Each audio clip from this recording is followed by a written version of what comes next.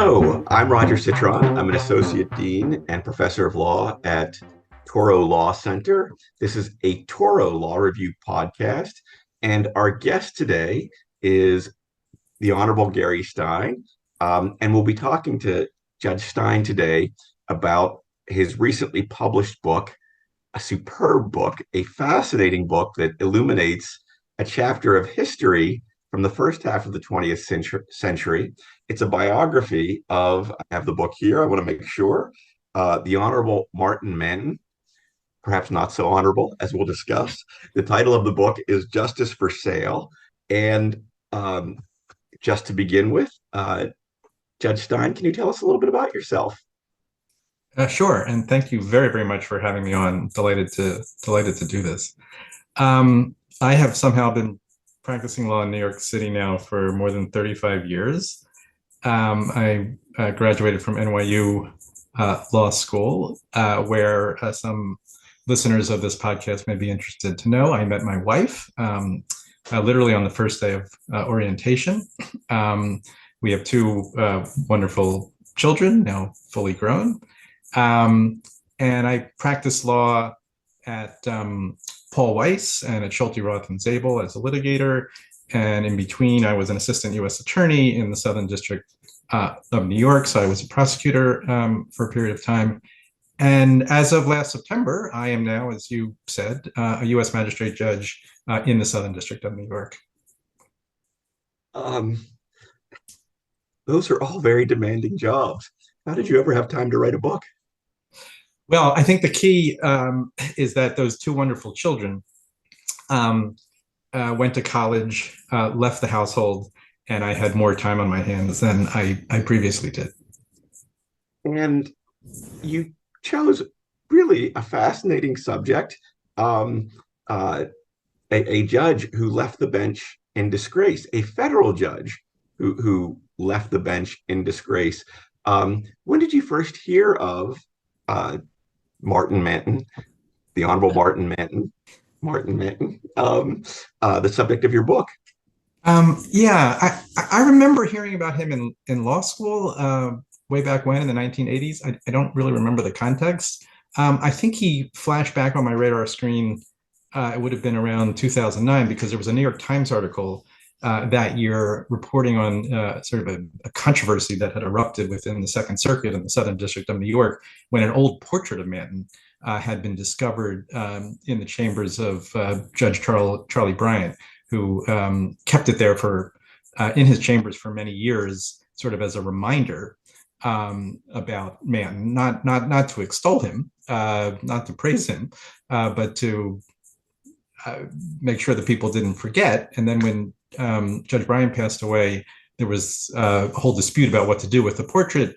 The chief judge of the Second Circuit at the time basically wanted to toss it in the trash can and hope that everybody would just forget about Manton, which the Second Circuit has understandably been trying to do for decades. And this story hit the New York Times. And then I really didn't start working on the book until a few years later.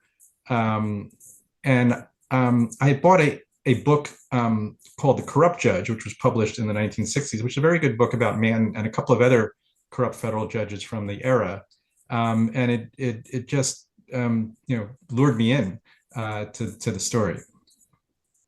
And I think we're going to sort of talk through Manton's biography in some detail, but could you just, to orient those of us who really never heard of or have only barely heard of Judge Manton, can you do the arc of his career as an attorney and his time on the bench and his departure from the bench, just to sort of let people know what they're in for?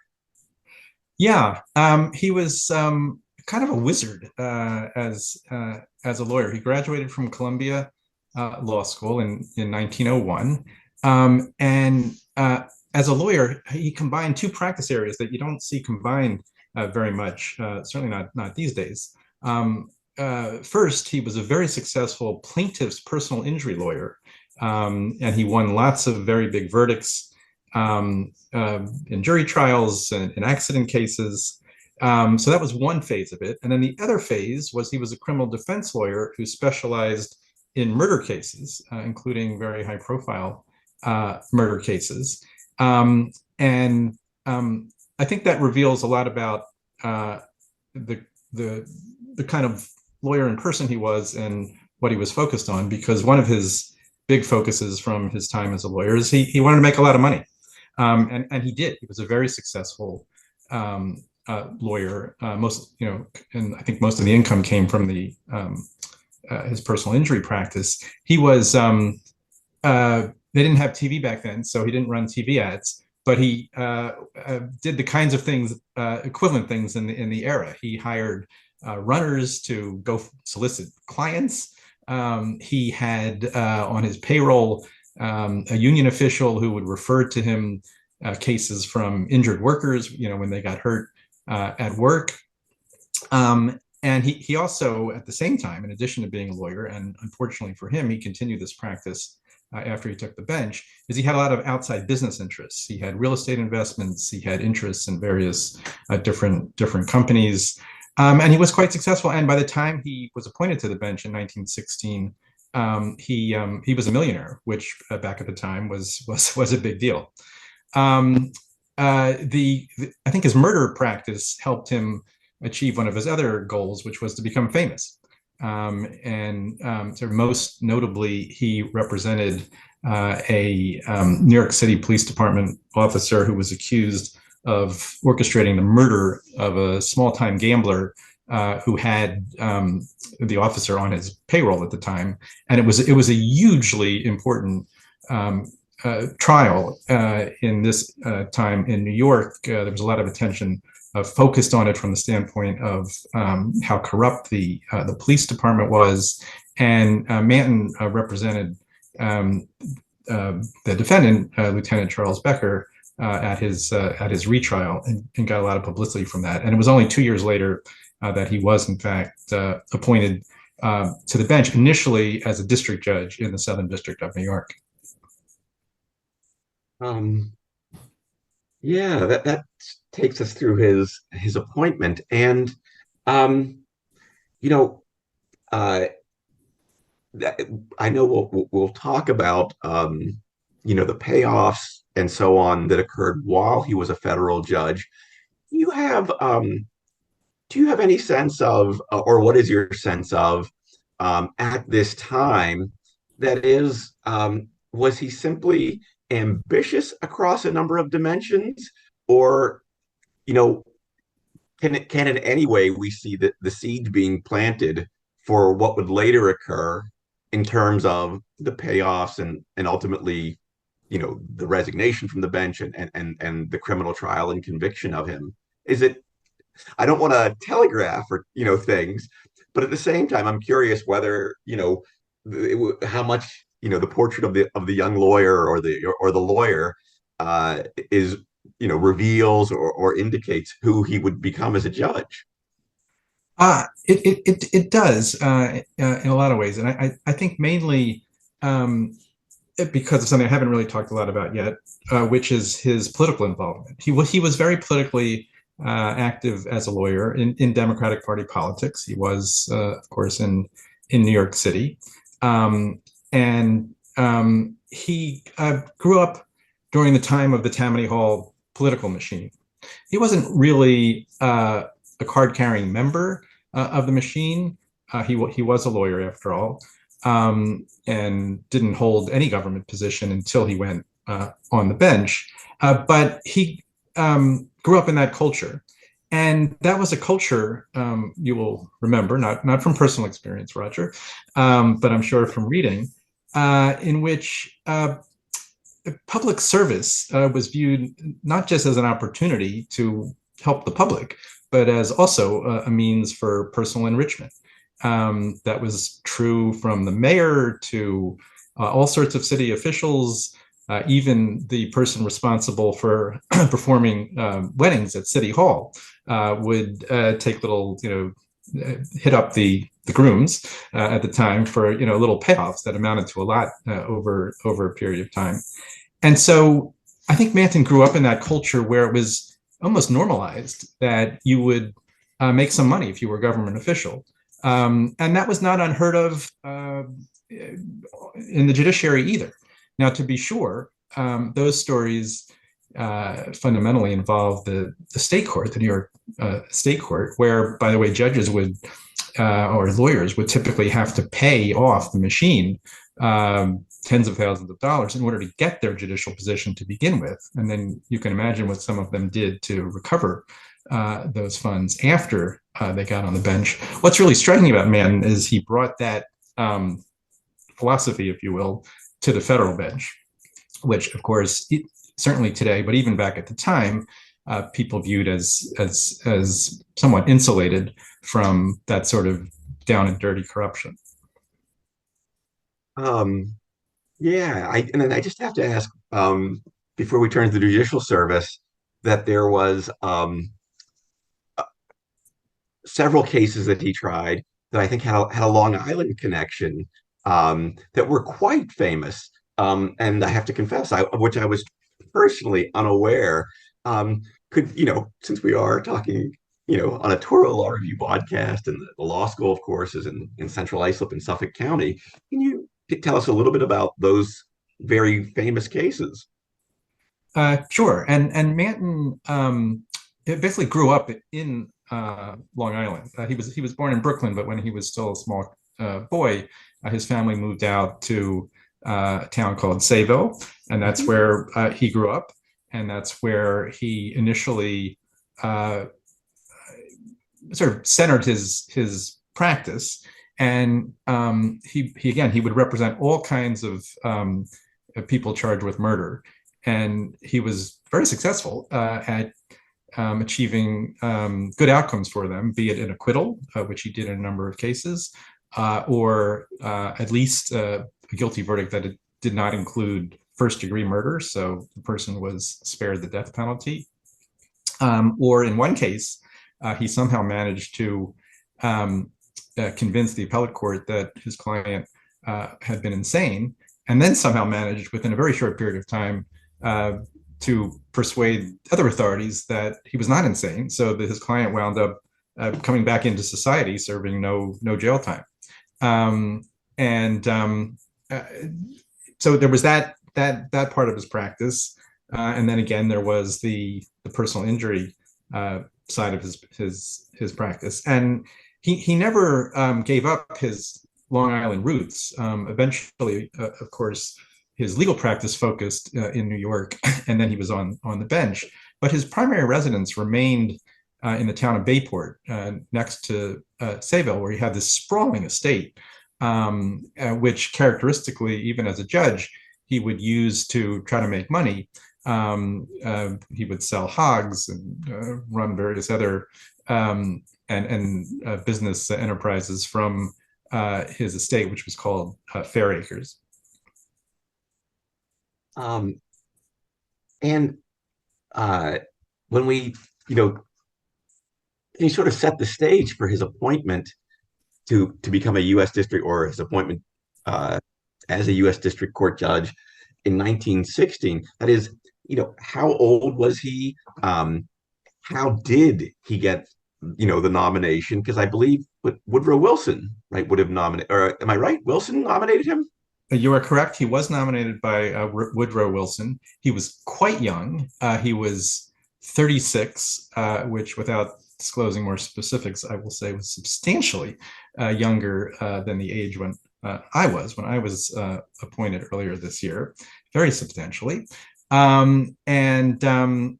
He had been a strong supporter of Wilson in 1912 when Wilson was first elected to the presidency, and he did have support from the political machine in Brooklyn, in particular. He had actually flirted with a run for Congress a couple years before out in Long Island. And then he sort of mysteriously dropped out of the Democratic primary like a week or two before it was to be held. There were rumors that the FBI later tracked down that Wilson had asked him to drop out because Wilson wanted somebody else to be the congressman from that district, and then rewarded Manton for his loyalty a couple of years later by appointing him as a judge in the Southern District of New York. And uh, and how long did he serve as a district court judge? So he was only on the district court bench for 2 years. In 1918, he was elevated to the Second Circuit at the tender age of 37. He had been the youngest district judge in the country. Then he was the youngest circuit judge, and he remains the youngest person ever appointed to the Second Circuit in its history. And he beat out some tough competition, including Learned Hand and Learned's cousin Gus Hand, both of whom eventually were appointed to the Second Circuit and sat with Manton and often clashed with Manton and didn't think much of Manton. But back in 1918, they were just disappointed because Manton beat them actually to the Second Circuit. And then just to continue with an appointment that wasn't made, but very nearly was made. Yes. Just 4 years later, again, he's very young. He's only 42 at that time. He came very close, Manton did, to be appointed to the U.S. Supreme Court. Now, that was a Republican administration. President Harding was president at the time, and people may be interested in this, at the time, there was this sort of tradition of maintaining partisan balance on the court, and the balance had come a little bit out of whack, and there was a perception that I think there were only 2 Democrats at the time on the court, and Harding, although a Republican president, affirmatively looked for a Democrat to appoint to the court, and Manton was the leading candidate for quite some time, and he was very adept at gathering support from business leaders, from religious leaders, from political leaders, all of whom lobbied Harding very fiercely. And you had newspapers reporting that Manton was likely to get the nod, ultimately due largely from the efforts of then Chief Justice William Taft, the former president, who absolutely despised Manton and sort of sized up his character long before Manton resigned and fell from grace and was ultimately convicted. Taft ultimately prevailed on Harding not to appoint Manton, and so Manton didn't make it, but he almost became a Supreme Court justice. Did Harding, in fact, nominate a Democrat with that appointment? It just wasn't Manton. I'm sorry, I don't recall. Who got the nomination? Yes, he did nominate a Democrat, Pierce Butler from Minnesota, who was a pretty conservative railroad lawyer. So the Harding and Taft, who was quite conservative, weren't necessarily losing much in terms of their political ideology, but Butler had been a Democrat for all of his life. He went on to become one of the most conservative members of the Supreme Court. Was part of the so-called Four Horsemen, who struck down various elements of FDR's New Deal in the 1930s. Curiously, Manton was a progressive Democrat, and one wonders what would have happened if Manton had been on the bench rather than Pierce Butler during the New Deal. Certainly, as a Second Circuit judge, Manton consistently, almost religiously, upheld all of the New Deal legislation that came before him in the Second Circuit, and you'd think he would have done the same on the Supreme Court. And the history of that whole titanic clash between the Supreme Court and FDR in the 1930s, that might not be part of our political history if Manton had made it to the Supreme Court.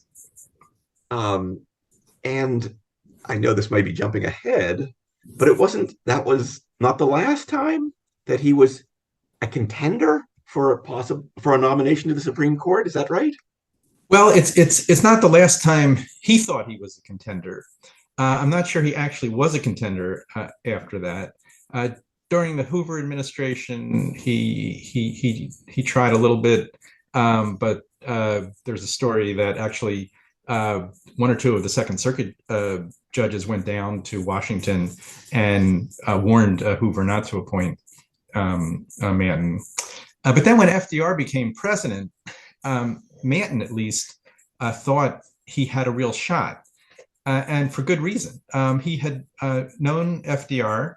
They ran around in some of the same circles. FDR may even have had a small role in getting Manton appointed to the bench initially in 1916 when he was Assistant Secretary of the Navy in the Wilson administration. But more importantly, in 1932, when Roosevelt was first nominated for the presidency and later that year was elected to the presidency, there is a strong indication that Manton played some sort of role in helping FDR win the Democratic nomination in Chicago in 1932 of that year. William McAdoo, a very influential senator from California, had been backing another candidate. And in sort of the decisive moment in Chicago, McAdoo threw his support to FDR instead. And one of Manton's close friends, former Democratic congressman from New York by the name of John O'Connor, for years told the story afterwards that reversal from McAdoo came about because Manton acted as an intermediary on behalf of FDR to lobby McAdoo to change his mind. Now, it's hard to tell from the evidence whether that is true or not, but I will say that I found in the FDR library at Hyde Park a letter after the convention in which FDR wrote Manton and thanked him for all he did. A pretty clear reference to the convention. And FDR later would refer in letters to Manton as my dear friend. So there is some reason to think that Manton played that role. And he certainly lobbied FDR and FDR's operatives for an appointment to the Supreme Court when those came Roosevelt's way beginning really in the late 30s. But I don't believe he was ever seriously considered by FDR.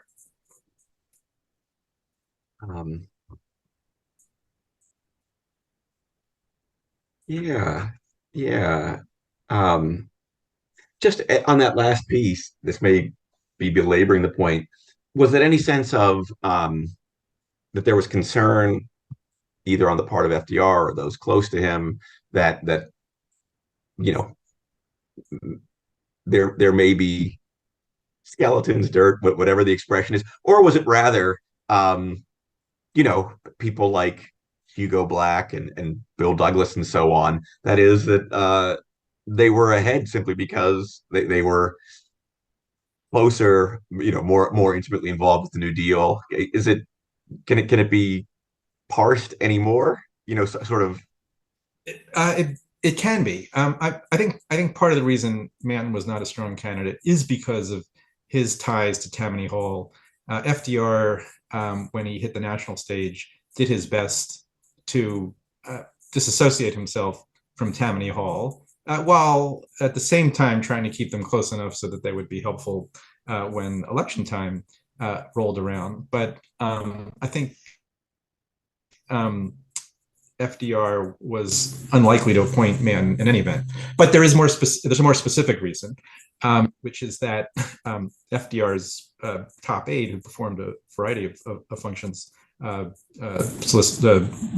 general counsel at the Treasury and Solicitor General, and then later appointed to the Supreme Court himself, Robert Jackson, actually warned FDR about Manton in 1935, I think it was, before any Supreme Court openings came about for FDR, because when he was at the Treasury Department, Jackson had occasion to view Manton's tax returns. And he said, this is very strange. He's reporting income in the 1930s, supposedly from a legal practice that he hadn't engaged in since 1916. And he just thought there was some very strange odor about that. And he went to FDR and basically told FDR not to appoint Manton to anything. Ironically, Jackson may have been wrong about that. There was a case that Manton had been involved in before he hit the bench, where he retained an economic interest, as I suppose some lawyers who become judges can do in the case, which wasn't resolved for many years later, and he received some income for that. And it may have been that his tax return was accurate, and that the pot of money that Jackson viewed as maybe proceeds of bribery or some other unexplained source of wealth, actually may have been legitimate. But certainly the way Jackson looked at that can't be divorced from all of the rumors that were, going around in New York legal circles by that time about Manton's corruption. I'm sure Jackson had heard something about that and saw that through that prism as well. Yeah. And again, I thank you for, I mean, there was the investigation, but I think of the tax return, but I think no formal or public charge or action was taken. Is that, do I have that accurately? Is that accurate? Well, there's a couple different things.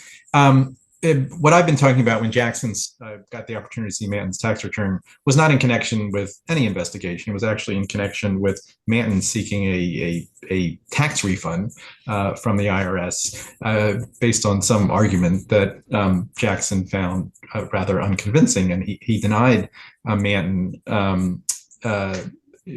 the favorable tax treatment that he was looking for, only to hear from the agent who went to deliver this bad news to Manton that Manton had vowed to get Jackson someday because of this.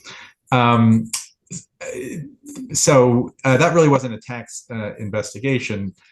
Later, and we'll get to this, I think, there was an investigation by New York District Attorney Thomas Dewey that related to Manton's tax returns, and that was an investigation.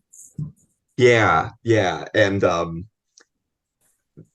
thank you for the clarification, because it's the tax refund piece that I was thinking about in connection with sort of our discussion and the chronology.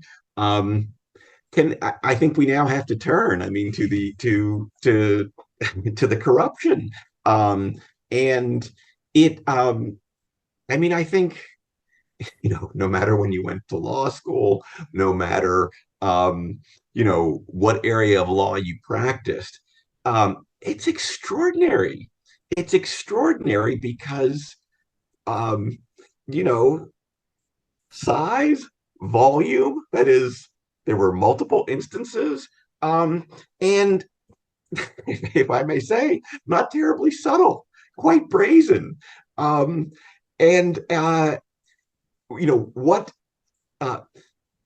I guess, when did it start with Manton, Judge Manton, while he was on the bench, and how did it work? So the instances of corruption that led to Manton being charged and convicted, as he was in 1939, all occurred during the 1930s, after the Great Depression started. And by that time, Manton really had this down to something of a science. It was basically a business. This was not a one-off, as you mentioned.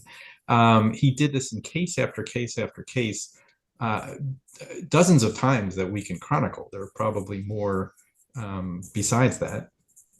To the point where he had a network of like fixers out there who would solicit lawyers or litigants for bribes, and he had multiple of those fixers, and it was mostly in commercial cases and civil litigation, but not entirely.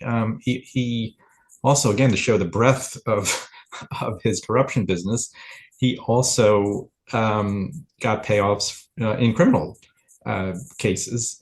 And one of the favorite little tidbits I liked from the research that I did, in particular at the National Archives in College Park, Maryland, where I got to see all the FBI reports from their investigation, many of which never actually wound up being part of the trial record, and so previously have been unknown, is that it was well known in New York prisons that, in particular, the federal the prisons that housed federal defendants, that Manton was on the take, to the point that one inmate who was cooperating with the federal government in a drug case, other people in the prison, started to get suspicious about this, and he deflected criticism by saying that actually he was paying off Manton. It wasn't true. He didn't pay off Manton. But that story had such a ring of truth to it among the prison community that the other prisoners laid off of him and stopped bothering him. Um, um, very clever, if nothing else. We have to admire the shrewdness of the deflection. And the there's an aspect of this that I personally found illuminating, right? I teach civil procedure, but of course, we didn't have the federal rules of civil procedure until 1938. And so, when you describe Manton's time on the bench and the corruption, you really provide a window or illuminate the operation of the federal courts during this period of time. And so, I think when we were corresponding, I asked the question, oh, well, why would you pay off an appeals court judge? It's just one, and don't they sit in three-judge panels? You're not guaranteeing an outcome if you only pay off one. But there was more to it, and I wonder if you could talk about that a little bit. There is a lot more to it. It's a great question. It's one that I was focused on throughout my research, because he is only one vote of three. To some extent, I think there are several different answers to that.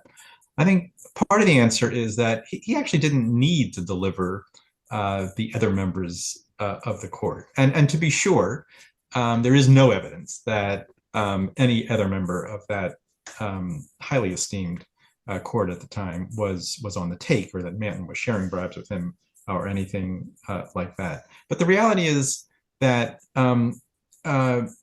most of these cases were unanimous, and Manton perhaps didn't need to do anything to deliver a victory to the litigant who was paying him off.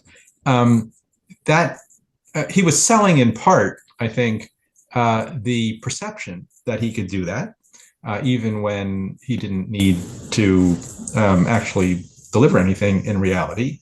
He was selling also, in part, the notion that if you're a litigant and a judge asks you for a bribe, you have to at least be concerned that if you don't pay the bribe, that judge is going to vote the other way. And Manton, actually, it's not hypothetical. There are reports of his missionaries delivering that message to litigants in order to get them to pony up. So in a lot of cases, I think the bottom line is he didn't actually need to deliver the other two judges. There are only two cases of the ones that went to trial where the vote on the court was 2-1. And in both of those cases, the other judge who joined Manton was Harry Chase, who was quite a good judge and a longstanding judge on the Second Circuit for many years, but perhaps not of the caliber and perhaps not as strong-minded as the other members of the court at the time, people like Learned Hand, Gus Hand, Thomas Swan, who had been the dean of the Yale Law School.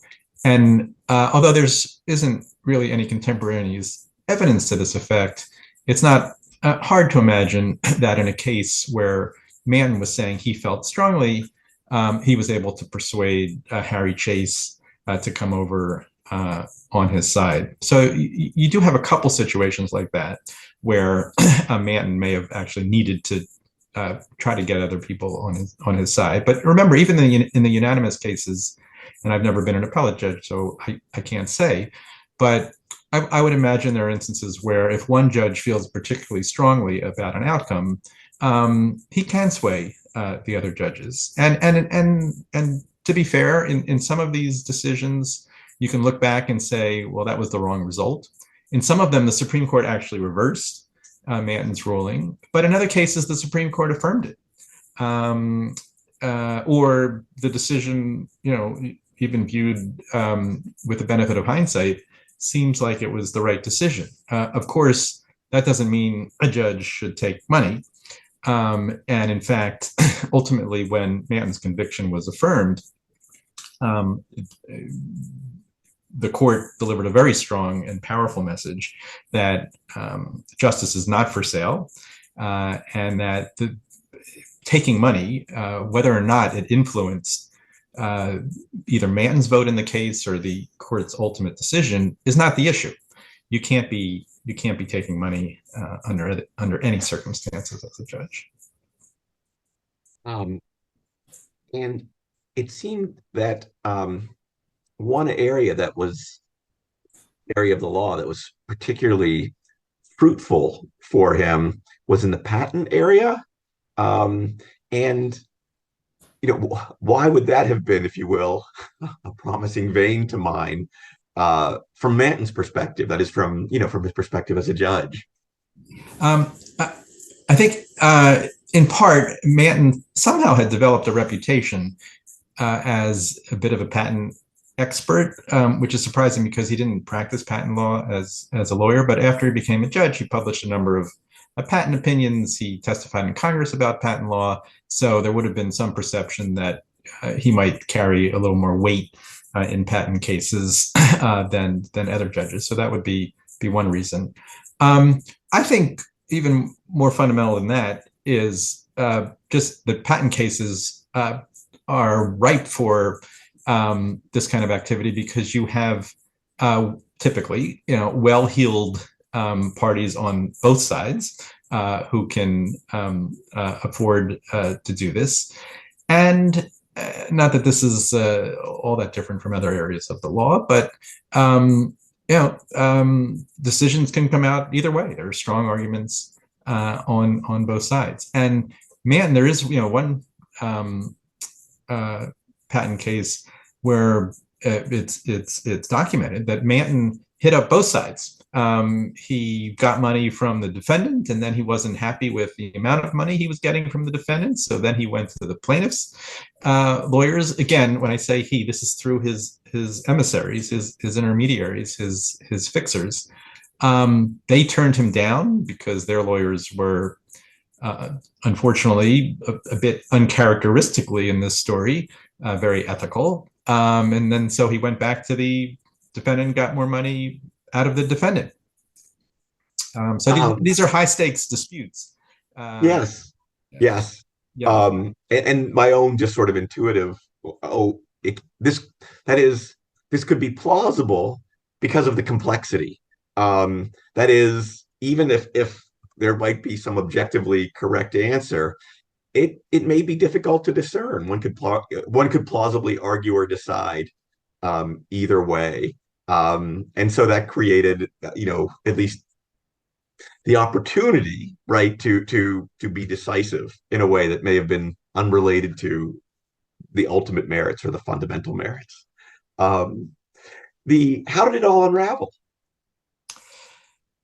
Well, ultimately, Manton was prosecuted by my old office, the U.S. Attorney's Office in the Southern District of New York, by the U.S. Attorney at the time, John Cahill. People have heard of the Cahill, Gordon, and Reindel law firm. John Cahill was the original founder of that firm, and so this was a federal prosecution. But it didn't start that way, and really, the Department of Justice does not deserve the lion's share of the credit here. The way Manton really was revealed is through the, to some extent, combined efforts of an investigative journalist who worked for the New York World Telegram, who had been after Manton for a while, had heard rumors about Manton for a while, eventually got a source who gave him some sort of hot information, and the World Telegram, which was no fan of Tammany Hall style Democrats, put this reporter, on the case. Around the same time, Thomas Dewey had been elected as the first Republican district attorney in New York since the 1910s. He also came into that job with a view of Manton, and a rather negative view of Manton, because when he had been a special prosecutor investigating organized crime a couple years later, he had gone to Manton about in connection with a case involving the two sort of most notorious racketeers of the era, guys named Lepke and Shapiro, or Lepke and Garat, as they were known. Their actual names were Buckhalter and Shapiro. They had been convicted of a relatively minor offense in federal court. They were seeking bail. Their bail application was before Manton. Dewey went to Manton, ex parte, I should say, and pleaded with Manton not to let them out of prison because he was about to indict them in a very serious case where they faced big time prison sentences. Manton was very courteous, thank you very much, proceeded to let Lepke and Garat out on bail despite Dewey's plea. One of the things the book does is sort of marshal and analyze the evidence in a way that I don't think has been done before as to whether or not, as Dewey suspected at the time, Manton was paid off by these mobsters to let them out on bail. Dewey had gathered evidence from a crooked lawyer at the time that in fact they had paid Manton off, but that lawyer was not a witness to the bribe. He couldn't really provide firsthand testimony, and so Dewey never brought a case. In the FBI files of Manton's investigation, the FBI pursued that, and they never brought the charge either, but they did develop substantial additional corroborating evidence that Manton was paid off. It turned out that the lawyer had heard of that from Lepke personally, and had identified the intermediary, and who actually was a close friend of Manton, who was known for lending money to Manton. So I believe that the evidence, more likely than not, shows that Manton was paid off by these two notorious racketeers at the time. So to return to your question, when Dewey became DA, he also started an investigation of Manton. It's not clear that he ever would have been able to bring a case. He was investigating because he didn't really have jurisdiction to investigate bribery or corruption by a federal judge. He was pursuing some theory in which he might have charged Manton with filing false New York tax returns, but I don't know that he ever could have brought that case. But what happened is that in January of 1939, the reporter over at the New York World Telegram published an expose of Manton based on his research, which included information that he was funneled by Dewey's team. And on the heels of that, Dewey wrote a letter to Congress laying out all of the evidence of corruption that he had found as a part of his investigation. And at that point, the cat was really out of the bag, and the DOJ had really no choice but to follow up, investigate, and ultimately bring charges against Manton. And as you describe in the book, there was, moving expeditiously, I think was important for the prosecution in the case, and that had a direct impact or effect on how the case was structured and the charges that were brought. Um, and so, can you just say a little bit about that and ultimately, the charges and then the jury's verdict and sentence and so on? Yeah. So even though we talk about Manton as a bribery case and the bribes he was paid and so on and so forth, he actually wasn't charged with bribery, and he wasn't convicted of bribery. He was charged with conspiracy to defraud the United States and to obstruct the administration of justice. And that, I think, was an intentional decision by the prosecutors. Sort of lowered their burden of proof. They didn't have to show there was a quid pro quo.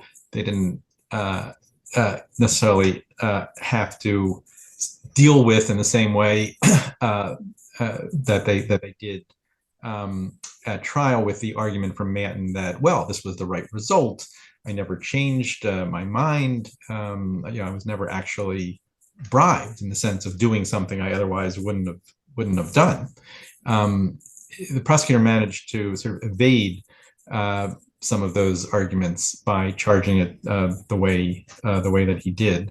Now, it also resulted in a single conspiracy charge that today a conspiracy charge, federal conspiracy charge, would carry a 5-year maximum term of imprisonment. Back then, it was only 2 years. So, although he was convicted really in very short order by the jury, they didn't deliberate a lot. Manton was only sentenced to 2 years in prison, the statutory maximum. And he never practiced law again. If I recall, the sort of the epilogue or conclusion of the book.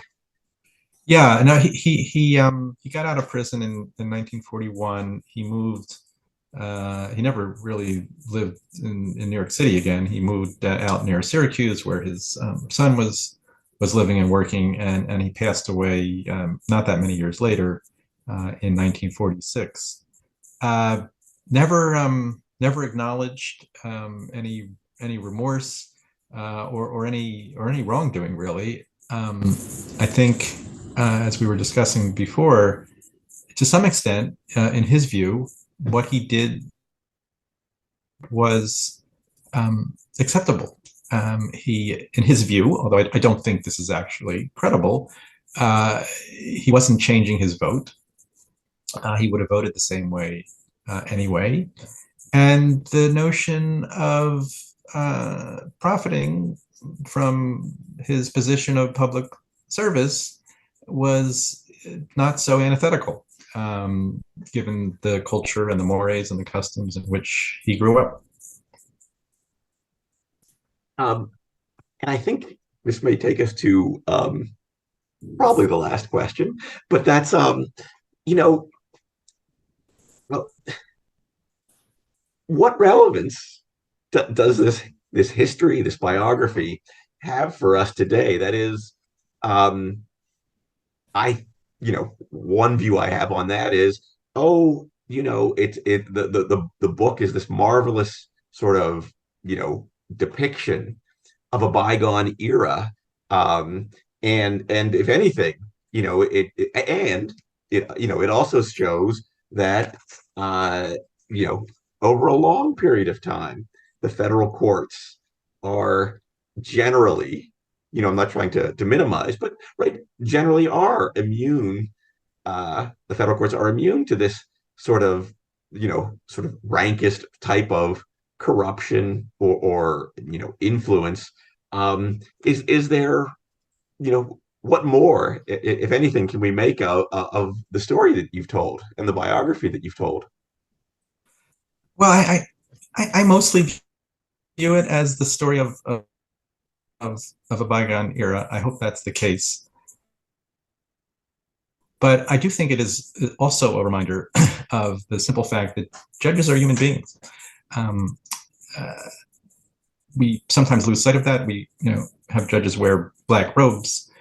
We talk about them in some ways as if they are superhuman. You may recall Ronald Dworkin's Hercules, the Hercules judge, or the judge as Hercules. We have Chief Justice Roberts, view of the judge as sort of an automaton, an umpire who just calls balls and strikes. I think it's important in some ways that we have those ideals for judges. And in some ways, those ideals hopefully serve as a deterrent to the kinds of activities that Manton was engaged in. But ultimately, they're not accurate because judges are not godlike like Hercules, and they are not simply umpires. They're human beings. And I think, if nothing else, the story of Martin Manton reminds us of that. Is there, we raced through a lot here. I knew that when we were corresponding that I kind of, every question I asked, I think I got to ask, and I really wanted to ask. And so I'm glad that we've, covered my list. Do you feel there's anything more that you'd like to add or fill in? I also, we could do this in two questions. The other one I would ask is, right, you've described just in our conversation, Hyde Park, College Park. That is, were there any other sort of parts of your research that were, either particularly surprising or particularly interesting as you were sort of putting together the story? Well, certainly the highlight was the files at the National Archives in College Park. I saw that there was a DOJ file there. I sort of assumed that would be the U.S. Attorney's Office file, maybe it would be the trial transcript, other things that were not necessarily that interesting, which I already had. It turned out actually to be the FBI files on the Manton investigation. It had dozens and dozens and dozens of reports of witness interviews, what today would be called FBI 302s. They didn't have that name back then, but it's the same thing. It's the raw interview memos. And as I indicated before, there is a lot of information there that never hit the light of day, has never been known publicly before. And one thing that we haven't discussed yet is a memo, just as the Manton story was breaking in January of 1939, from J. Edgar Hoover, then the FBI director, to the new incoming Attorney General, Frank Murphy. And that memo makes it very clear that FBI agents had heard reports about Manton's corruption going back to 1937. They had heard about one of the patent cases. They had heard about how the lawyer had told, who was also the head of a bank in Brooklyn, had told his board of directors that they needed to make a loan to Manton in order to, in exchange for Manton steering some business to the bank. They had heard about the Lepke and Garat payoff to Manton. They had heard a rumor about that many months before. And based on the memo, Hoover reported that all of this had been duly transmitted to the Attorney General who preceded Frank Murphy, who was Horace Cummings, who was a little bit more of sort of a political operative than Murphy was. And it really appears as if what Hoover was saying and the alarm bells that he was raising just went ignored at the most senior levels of the Department of Justice. It doesn't appear there was any follow-up investigation conducted of a man, which is pretty amazing when you think about it. Fortunately, when Murphy came in, and given what the New York World Telegram reporter and Thomas Dewey had done in terms of exposing this publicly, Murphy certainly did the right thing and did a full-flung investigation. But you really have to wonder, first of all, Manton was able to continue doing this, even though he really should have been shut down earlier. And secondly, what if there wasn't a New York World Telegram reporter who happened to get lucky with the source? Manton may well have gotten away with this. Yeah. The anything else before we conclude? Really, No, because I don't think so. yeah, no, thank you so much. I think that concludes our podcast for today. Judge Stein, thank you so much for taking the time to talk with us. Thank you very, very much. I really, really enjoyed it and appreciate it.